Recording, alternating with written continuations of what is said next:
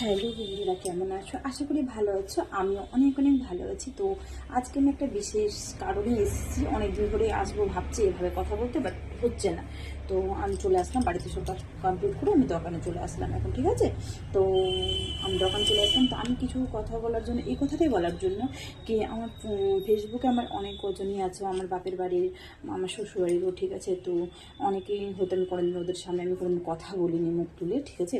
তো ওনারা আমাকে ফেসবুকে এখন দেখতেছে, ঠিক আছে? অনেক রকমের ভিডিও, ঠিক আছে?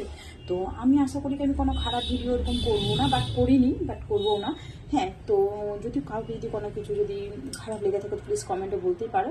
আর আমি ওনাদেরকে আমি অনেকটা আর কি করি, বাট আমার এইটা না, ফেসবুকটা না একদমই আলাদা একটা দুনিয়া।